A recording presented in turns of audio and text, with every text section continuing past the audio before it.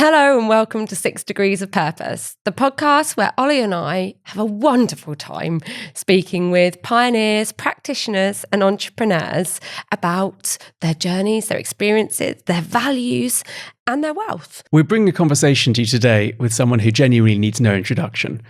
Raymond Blanc has arguably done more than anyone else to shape the way Britain eats.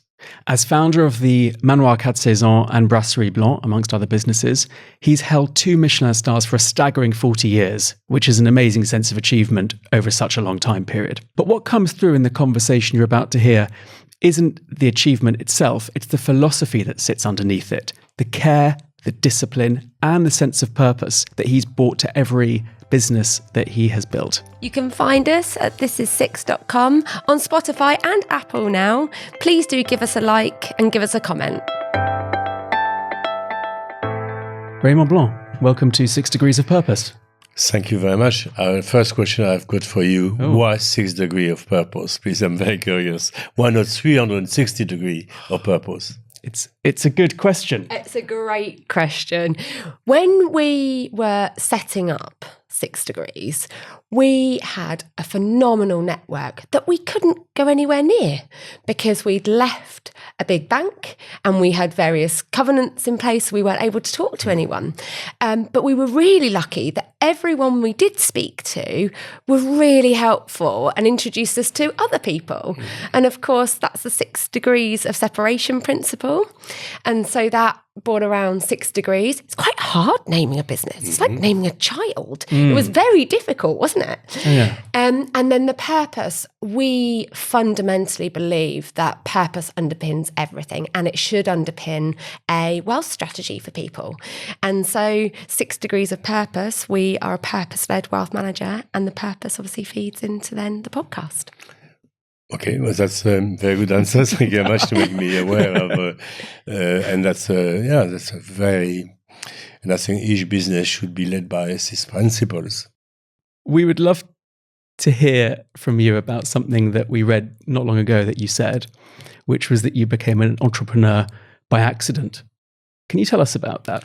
It was a pure accident. You know, life is full of ups and downs and so on. And before, as a young chap, it's never easy to find your sense of purpose, what your vision is, what your mission is. And I wanted a mission.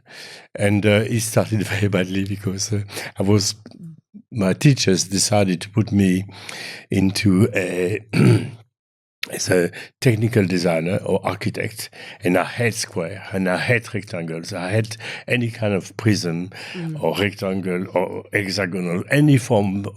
I hate physics and I hate geometry. So it was not for me. So I stopped straight away and I became a nurse.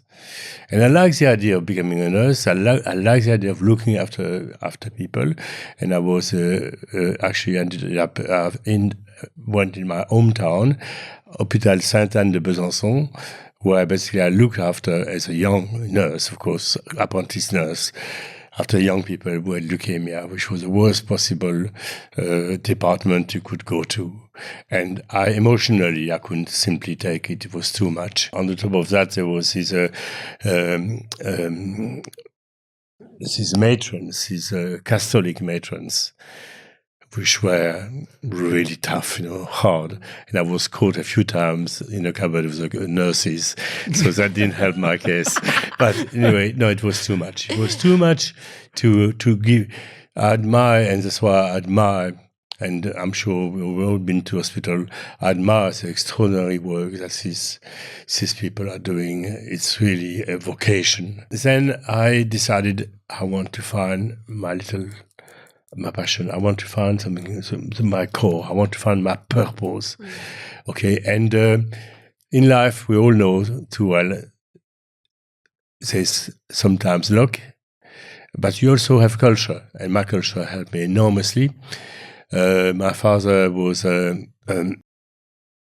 working class person, but very highly qualified working class person.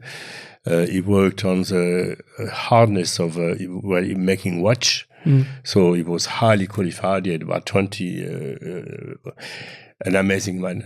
I admired enormously, hardworking with hard work ethics. Okay, built his own house, so he would finish his home, finish his work, and work until 12 o'clock at night. Okay, building his house. It took him 7 years, and he built a house for 5 people, for 5 children. There's a beautiful story, just for fun of it. Okay, just for the fun of it. It's post-war. My father was a very well-known person, a hero.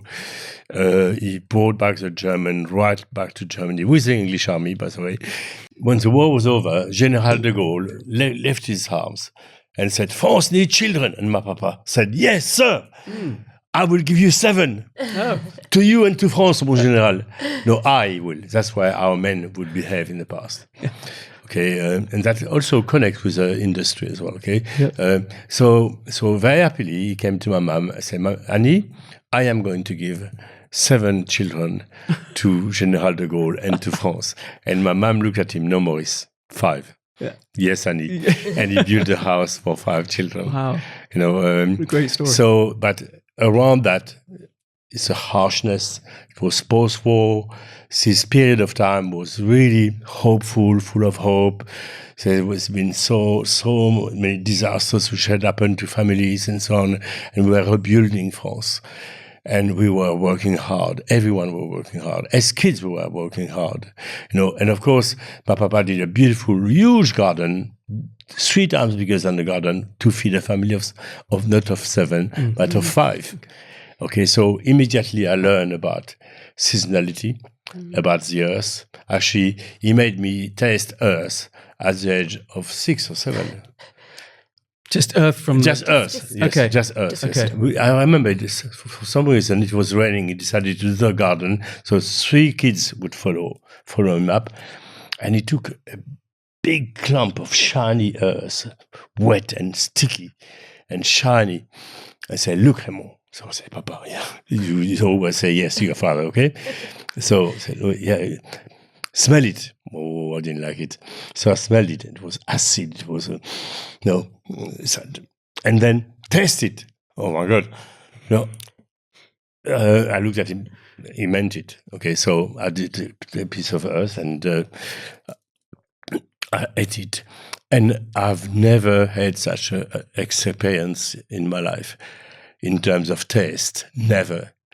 Because what I discovered is a multitude of olfactive senses. It was acid, it was bitter, it was sour, it was sweet, it was gritty. It was, of course, there was a few living things as well into it.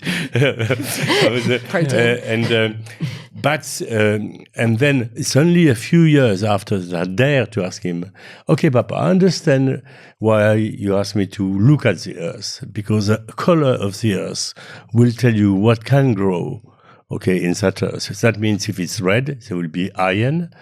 Okay, so you have a mega problem, okay, with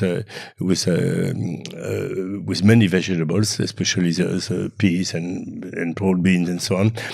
If the earth is clay, sticky, no root vegetable will grow. Okay, I understand that. But why on earth did you make me taste it? And that's when I discovered that my father had a sense of humor. He said that was a joke. But that joke actually taught me a hell of a lot, okay, about the complexity of the earth. And also, it had a purpose. The garden was not about flowers. There was never flowers in our garden. It was all about growing food to feed the family. Yeah. So this act of love, okay, because my mom treated it as an act of love, really shaped very much my life as a cook, as a chef, definitely, and gave me the deepest understanding, okay, of work, the deepest understanding of seasonality, the deepest understanding of varietals, okay, and of course cooking as well. So I had a good start, okay, after my total failures, okay, in the world of technical design or architecture, then as a nurse. But what made me fall in love with food actually was pure chance. So I was looking for that passion, that little thing that we all have in ourselves. And if we work hard enough, we will find it. We will find it. It's worth fighting for, because it will change your life and countless other people. And I eventually, it was a summer night in my hometown, Besançon, Place Victor Hugo, this great poet writer. And suddenly it was a beautiful summer day. The leaves were bristling. It was very warm, balmy evening, you know. And then suddenly I see a restaurant, a terrace restaurant. Very smart, very luxurious. Lovers holding a hand saying, I love you, toujours, forever, encore. The guests enjoying their beautiful food, the crêpes Suzette being flambéed, the maître d'hôtel in black ties, you know, and the commis all in the red Bordeaux jacket with silver epaulette. It was a ballet. You know, from this crêpes Suzette, carving the fromage, or a beautiful sea bass being flambé. And I fell in love so deeply. So that's it's silly, because I should have known. I should have been a chef a long time ago. But that's when I really discovered it. And it changed my life. The day after, I asked, I want to see the boss. And he was a man who scared me a bit, I must say, because he was an older man, about 70, grey hair, grey eyes, grey suit, everything was grey, a very serious man. And I told him for 1 hour I will be the greatest chef in the world, that he must take me in his kitchen. Okay, so he listened very patient. He was patient, I must say. He had a great virtue, his patience. And then after he listened very well, he gave me a job, not as a chef, but as a cleaner. Okay. So I became immediately the best cleaner. It was like Versailles. The toilets were shiny. I would go on my huge 18th century mirrors on the ladder. I would take my paper and my vinegar and shine these mirrors until there was not a single smear. Everything was shiny. It was really just like Versailles. And then everyone loved me, respected me, because I did my job well. Then after I became a washer-up, but I nearly lost my hands because there was no gloves. The chemicals were very harsh. So I became a glass washer-up. And the glass washer-up was another huge learning for me. And the step leading me to who I am now and my curiosity. All the wine, okay, so the glass were all hand-blown. The breakage was immense. It was about 40% breakage. And at the time, French businessmen were having about 4 or 5 wines at lunch, never mind at night. Okay, okay. So the breakage was immense, but in no time I asked my grandmother to give me a linen cloth, because a linen cloth wouldn't leave no fluff whatsoever, and that was the best hand-woven linen, cloth in my village. And I caressed my glasses. I learned a technique of cleaning them, and I cut down the breakage by about 80%. Mm. So the boss loved me, the waiters loved me, the sommelier respected me. Also, I was just a little glass washer-up. Yeah. No, at the same time, I would taste all the wine. Not drink, because a drunken chef is not good. Okay, but taste, just taste his wines. And in 6 months, I knew all my Cabernet Franc, from my Cabernet Sauvignon, from my Mourvèdre, from my Pinot Noir, etc., etc. And I was learning every night. I would work until 2 o'clock in the morning, either cooking for friends, or learning about all the great classics of French cuisines, the whole history of French cuisine, whether it is the chemistry, the science of it, the nutrition of it. I would dwell myself in all the history of gastronomy across France. And that was really but then life, we all know it, is always full of surprise. So I became a waiter. So I was coming closer to the kitchen. And I became, of course, guess what, the best waiter. Yeah. Because I had the best mentor. And again, you realize what mentoring. I remember Jacques. Mm. He was called Jacques. I still remember him now. he took me under his wings, and he looked after me. He kicked me sometimes passing by because I was too slow carving a turbot or flambeing the crêpe Suzette, gently, not nastily, okay? And he really looked after me. And in no time, I'd learned all the carving, all the flambeing and so on. And I could go in the kitchen. And I realized the food, tasting the food, it was so rich. My mom food was never like that. In France, we have 3 kitchens, 3 cooking, family, bourgeois cuisine, and haute cuisine. And that was haute cuisine. And in France, haute cuisine was full of cream and butter. And you would fall off your chair with a crise de foie if you had too much. I wanted to tell the chef, but I had to tell he was a giant. And I saw him thumping a few young people on the floor with a fist. Wow. So those kitchens were harsh, so harsh. And so I had to be very careful, on how I would approach him. And I said, chef, what about using single cream rather than double cream? Or what about adding a little sabayon, to the sauce to light it, And then I came again, and he didn't take my recommendation very kindly and very respectfully as well. Yeah. And he took a copper pan and full force, a giant. I saw his mustache bristled, his eyes darkened, and this giant throws his copper pan in my face and broke my jaw. And I was in hospital. And on that day, the boss came to see me, and it was really interesting because he first started to, how can you say that to the chef? The chef is a god. The chef is he makes a reputation of his hotel, of his restaurant. And you tell him you cannot cook.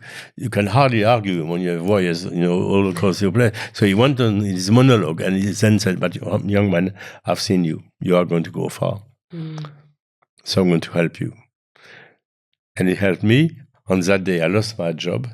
I lost my jaw. I lost a great deal of my confidence. And then he helped me by exiling me in the worst possible place where you could go to, England. Food hell in the 90s. Food hell in the 70s. Food hell. Great rock and roll menu.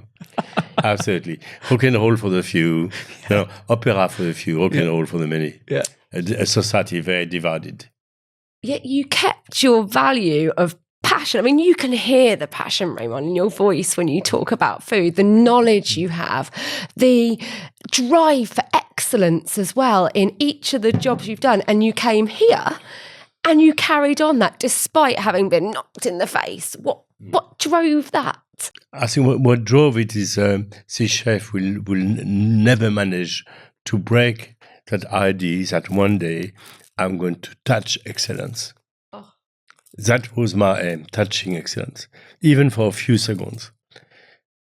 And that's our purpose. That's really, I felt it was my purpose, really.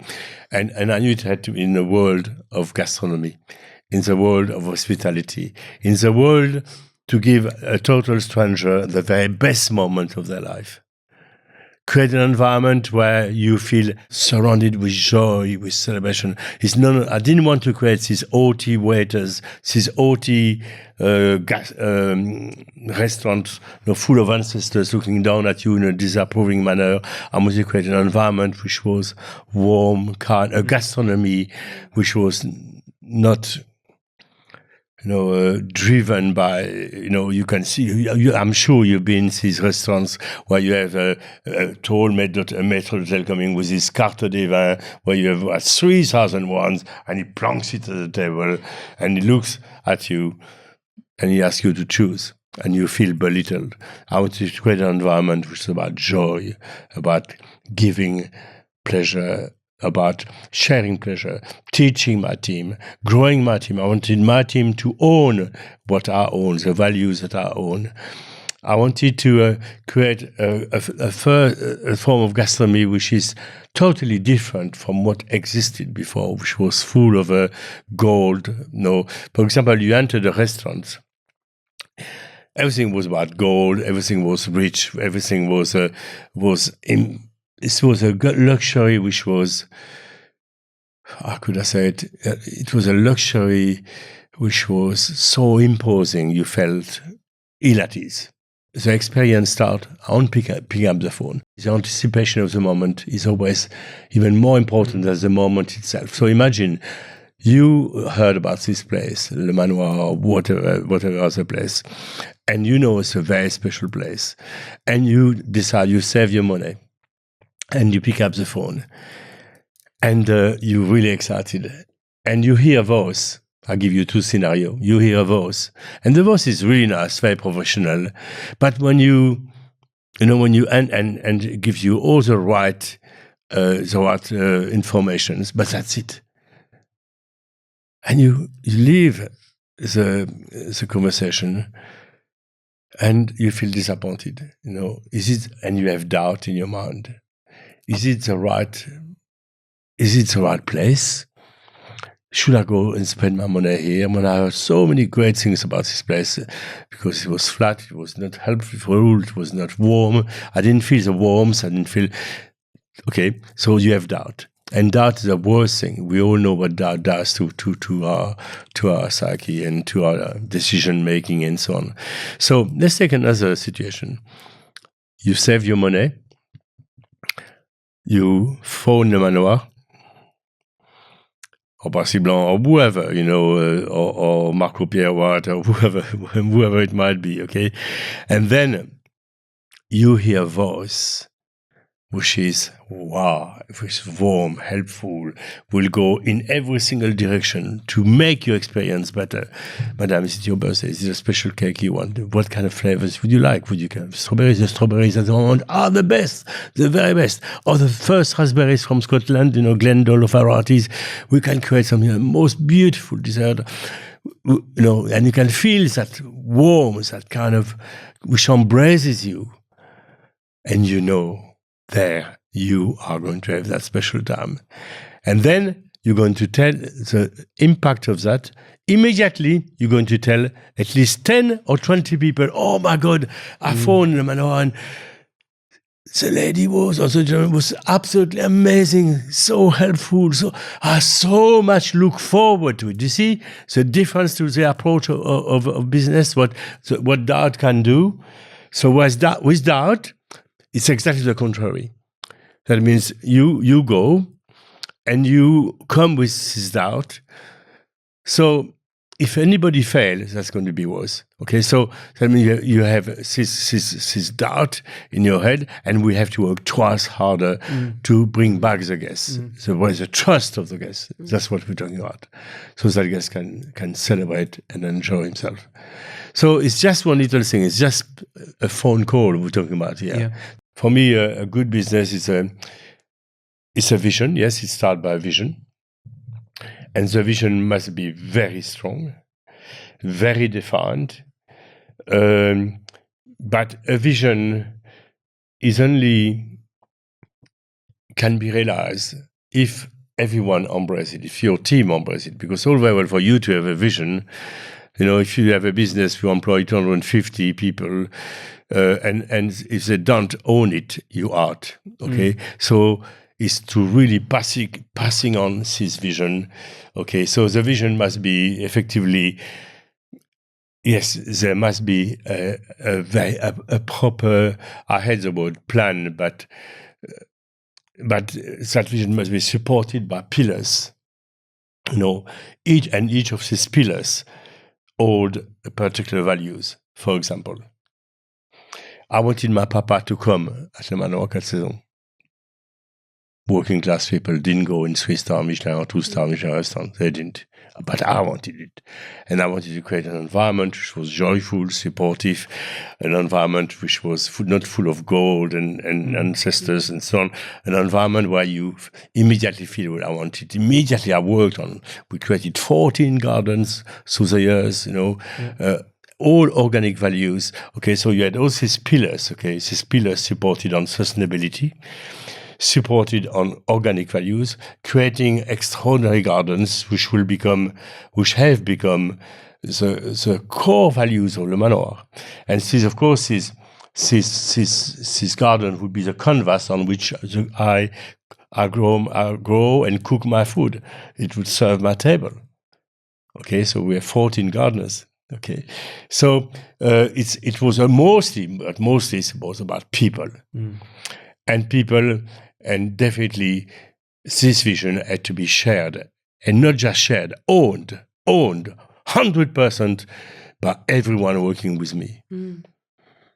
And it's never easy because this kitchen in the 70s, they were savages. Really, it was so bad. It was so. I've seen things which were very. It was very tough, very hard. It was, and I wanted to create also what I wanted to create. It's a modern luxury, a responsible luxury. A luxury which helps your community, a luxury which helps young people, of course, to grow in the ladder of success, to give confidence. The old boys say now, I hear it sort of, they're young, they're rubbish, they're young, they're lazy, they're young, they don't know, they'll never know. Wrong. Give them a good mentor, and you'll be amazed. Yeah, sure, it's going to be very difficult. Yeah, more difficult than normal. You have to have handkerchiefs always in your pocket, and constant support. You need much more patience, much more support. Okay, a good HR department is crucial to succeed. Okay, so, and if I'm amazed how brilliant the young can be if you give them the right pathway and you support them, you care for them, you grow them, you give them trust, you give them the confidence. It's amazing. So, and that's why I'm really sure there's a cost to it. Not only there's a cost, but there's a time. It takes time. It takes longer. But when you succeed, it's the most amazing feeling to see these young people, which were once treated as belittled and being useless, coming of age and asserting themselves and feeling so proud and being brilliant professional and embracing all your values of creating a modern business, because the old business was the old business model in the restaurant business. Look, to be a chef years ago, 60s, 70s, 80s, you have to have frontal lobotomy, you have to be a social outcast, you have to be an academic failure, and then you become a chef. And then you would be thrown into that pool. Yeah. The British system was very sectioned, then you would be thrown into that pool where employers would grab you, use you, don't train you, pay you badly, treat you badly. How could this industry move on? That's why we need to change it, and we are changing it. And there are many of my friends who are now embracing those values, and it's really exciting because we are going to create an environment, all across UK and beyond, which really is going to be a very successful profile of a business. If you had to give a piece of advice today to your younger self, what would that be? Surround yourself with the very best talents, whether it is a banker, whether it is an accountant, whether it is a maître d'hôtel, a general manager, an HR person, because when you have that person, then your business will work. And I struggled a lot before. I struggled a lot because I didn't have a business mind. I was always turned too much towards total excellence and at any cost. And you do mistakes, which cost a lot. If you, it's so easy to lose a business by making the wrong choice. And too often, it's the people surrounding you, your advisors, are they the right advisor? Choose the best possible advisors. I remember it was at Petit Blanc. I don't want to say the name. I met an extraordinary GM, extraordinary, and a front of house. It was all the skills and all the knowledge, and it was a period of expansion. And I said to myself, "Can I afford him?" And I said, "No, I cannot." After a lot of reflection, I cannot. And he was the right man to build my business, to grow it, with huge health and with great. He would have. And I said no, and that's where I fell. Yeah. You see, so you think back at this, but you learn. Same time you learn. Okay, so after, believe me, I am very well surrounded. I'm very well protected. I have some extraordinary people around me, extraordinary, and that's an advice I would always give to any young person who starts his business. Please choose your partners so lovingly, carefully, make sure that they're going to deliver what you need, what your business needs. What stands out in your businesses over your whole career is how much you've infused your vision, values, and DNA into everything that you've built. And you've managed to translate your vision into something that other people can take on for themselves. I'd be curious just to explore the fact that today you're at an inflection point in the career, and you're stepping back from an executive role at the Manoir to take on a lifetime ambassador role. Mm-hmm. And you're giving day-to-day control. You're passing that on. I'd be interested and curious to hear how that feels after so long. First, all that is prepared. It doesn't just happen overnight. That would be terrible management. That's 5 years that I knew. I think to give up control sounds like a form of repression, taking away things from you. But actually, I was ready for it, because when you've worked 50 years of your life, at creating a number of businesses like Maison Blanc, like Brasserie Blanc, like Le Manoir, and worked very hard and long hours and so on. So I was ready.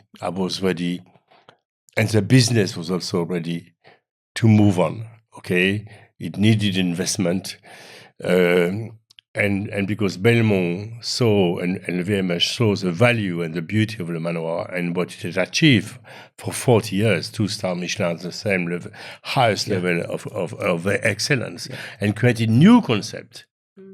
A new concept of sustainability, new concept of luxury, new concept of training, new concept of gardens, experiences, give true experiences to guests. And they have embraced these values, which they have passed on in all of their beautiful hotels across the world. So there is one part of me which I was also ready for it. To do a bit less, yes. To have constant, because when you run a business, and of course I had a wonderful general manager, Niall Kingston, was absolutely amazing Irishman, amazing man. Our meetings were never more than 10 minutes. It was so easy. Because he was himself, he's a great manager, but his parents were builders and farmers, so he loves gardens as well. And it's very rare to see a general manager who actually understands and loves garden, and he loves people. Yeah, and so together, it was so easy. So Niall is going to stay. With Belmont, Monsieur Arnaud Donquelet, who is one of the greatest chefs in the world. Okay, he has got a 3-star Michelin La Pinède. He's got a 3-star Michelin Cheval Blanc. He's a Japanese restaurant just got 2-star. So it's an up-and-coming chef now. She's really, but with the same. We are friends. We share the same values, and that's what I was looking for. Because, as you know, there can be a total disconnect between two businesses, and which can be pretty nasty, because our values are so pure, so clean, and his values are so clean. So I mean, Arnaud, as we share exactly the same. It's so easy. It's such a joy to work with him. And obviously, I'm very happy. And it will not be my cuisine. It's Assis's cuisine. I'm here to help.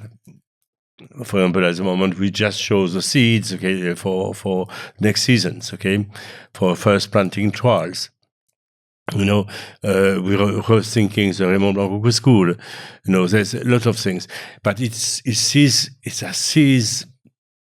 totally his baby. It has got to be that he is inherited from me, and he knows the responsibilities that he has, and it's not an easy one, because when a business has been so successful, and to take it in foreign territory as well, it's a different culture.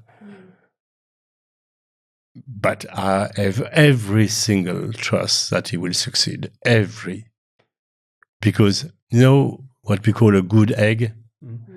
You know, it's a good egg. It's just a good egg. So I think we're going to add a lot of, and I cannot go into the details of what's going to be added at the Manoir, but definitely with Niall Belmont and Arnaud Donkelet, we are going to create something quite sublime, which is going to be even more beautiful. And that's the whole purpose. That's the whole purpose. To make it more beautiful and, of course, profitable. Goes with it. What's fascinating, and there's actually similarities between the wealth industry and the food industry, is that there has been a lot of trends, there's been a lot of changes, but actually when you go back to the basics, when you go back to what the UK can do great, have great produce from great land, from the simplicity of planning like we do, when you get it right and you have that mission, it's beautiful. And what fascinates me is you've stuck to the gastronomy. You haven't been swayed by the fusion or the fashions that have come through. No, I never follow fashion. Yeah. Fashion for me is very dangerous because fashion change so often that, and fashion in food, especially fashion maybe in the clothes, is slightly different element. And I've got many good friends who are actually working in fashion. But fashion is dangerous because you create something and in 2 months or 2 or 3 months or 1 year after, it doesn't have any meaning anymore. Actually, it's old. You have something which has got a lasting power. You should have something which connect with every expectation of the guest. Lightness, sharpness, total creativity, inventiveness, taste, purity, total purity, cleanliness, and layers and layers and layers of aromatics, where you want to sing La Marseillaise, something like that. So well, or God Save the Queen. Okay, it's so good. Okay, because of this. No, this absolutely, and that is total respect and devotion to the produce, which provide the material for the food, the craft of the chef, and his intelligence or intelligence, and really create something which has got purity, which has got creativity, and it lasts. I have dishes which are 30 years old and they're still completely modern. I can give you about a dozen now. Completely modern. Which ones would you say are the lasting ones? Which are the dishes that? At the moment, for example, I could think of a terrine of beetroot with horseradish sorbet. Yeah. Okay, and vegan as well. Ah, yeah. Okay. Okay, yeah. That's interesting but as soon as you say vegan, it devalues it, you know? Yeah. So I think plant-based should be much more the word we should be using rather than, because plant-based, it's got I just did a beautiful dish for the king actually, and Monsieur Macron at Windsor. Yeah. And I went in my garden. I picked out baby fennel, aubergines, courgettes, and so on, and I grilled them, I smoked them. I I salt them, I pickle them, all different, taste and texture, and just put them in a raw tomato coulis with the best extra emulsifier, the best extra virgin olive oil, and a few dried leaf of sage, and you had this still life, which was artwork. And I did this dish because on that day there was about everyone had an allergy. In England, if you don't have an allergy, you're nobody. You must have an allergy. Of course, there's some true allergy, and I'm believe me, we're so prepared, we're so focused, so respectful. Okay, but still, I still kept notice. That's the only nation who's got so many allergies. Go to France, you don't have that. No. Why do you think that is? I don't know. Maybe it's the food we eat. Maybe I'm not. My partner is a great nutritionist, so maybe she would answer it better. But I think we eat far too much fast food. There's lots of pollutions. There's a lot of things around which change somehow, and people get these allergies, this food intolerance.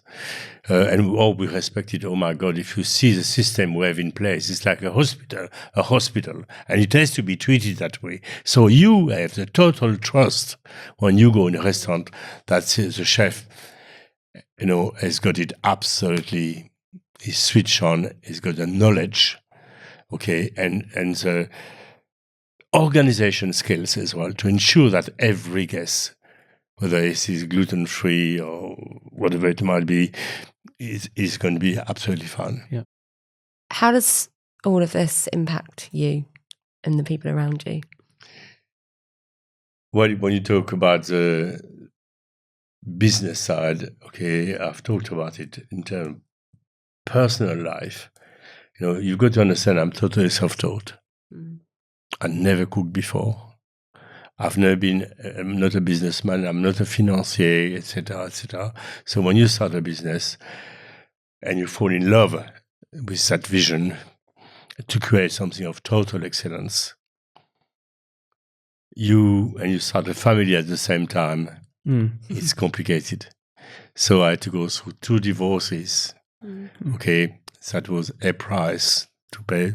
Would I do the same now? Definitely not.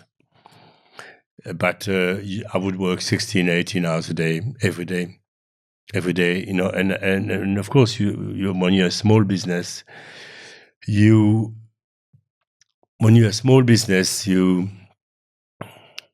cannot afford the kind of support you would dream. At the same time, your family life suffers, there's no doubt. And I must say, there's one lady with whom I've been for 22 years. She's a former doctor and a master nutritionist. She's been my companion, my love, for 24 years now. Sorry. Okay, and she's called Natalia, and she's been absolutely fantastic. She's been such a huge, powerful woman, so supportive and no nonsense, and clever, smart, kind, and so I'd definitely, that was very helpful. But the problem for every business, the beginning of the business, starting it up, must know. You've done it yourself. It's really rough, and you have so little. You don't have the cash. Yes. You have the dream, but you don't have the cash. Yeah. That's not easy. You've got to have a supportive spouse in the picture. Yeah. It's that's what we've learned, hasn't it? Indeed. So if I had any advice to give to you, create your business first, then your family. It makes much more sense, a better order. Much easier. But often life, we all know too well, is never like we think it's going to be. Yeah. It's going to be. Your focus on sustainability, seasonal produce, local produce, organic produce. You've been saying this for 40 years, long before it's become fashionable. That's what I was raving mad. Probably, yeah. But that's what I brought from my parents, from my culture, from my region, from my home. Okay, so there was a deep respect for the food that I would grow with my papa, so that's come from here. And my grandparents as well were farmers. Okay, so all that come from here. And at first, yes, people, didn't quite understand organic. And still today, I think the organic movement mismanage their movement. Because they made it too elitist. Okay, so if you make it too elitist and equally, because now we live in an economy basically where the economy today is we live in a bad cycle, so we look for cheap. So we buy cheaper food, and that I can understand. Certainly, people go less in restaurants as well. We know it and our industry is really being really aggressed by so many taxes and so many. Our industry relies on people. As I said to you a moment ago, maybe to do in your business, to do 10 million pounds, you may need 50 people. Me, to do 10 million, I'll need 200. Okay, so it's a people-led business. Yeah. Okay, and that costs money. Yeah. That costs really money. So the cost is really, really high. But more and more I managed through the years to create my dream. Okay, and anybody who can make his dream happen is a lucky person, can tell you. So I'm the lucky waiter or the lucky cleaner, okay, to have made my dream, to have created a business which is beautiful, profitable, a business which has real values about people, about training, growing young men, giving them confidence, creating an environment, less hours. We have and I just realized today that we have 800 of ex-Manoir who have formed, a staff for the last 20 years or so. Yes. 800 people still are in touch with each other. Oh, wow. So we're going to do a party very soon. Oh, lovely. So it shows you the ownership is not just I, it is we. And that's the only way you can succeed. So I was meant to join them a long time ago, but there was so much going on. But now Stéphanie has called me, Monsieur Blanc, we've got 800 of your former employees, would love to see you. But, in a business, which business has got that kind of, it must be a special business for not to be forgotten after 20 years. The joys they had to work at Le Manoir. What a wonderful note to finish on. I have absolutely loved hearing right from childhood all the way through the passion, the heart, the soul, the love that you have, and everybody and everything that has influenced that. Thank you so much for joining us today, Raymond. Thank you so much for your time. We really appreciate it.